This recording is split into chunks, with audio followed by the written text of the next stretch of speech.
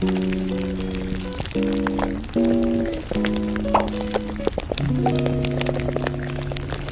rejected affection for years and years. Now I have it, and it's kind of weird.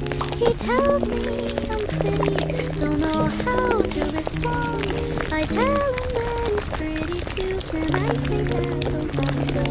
With every passing moment, I surprise myself. I'm scared of flies, I'm scared of guys. Someone please help, 'cause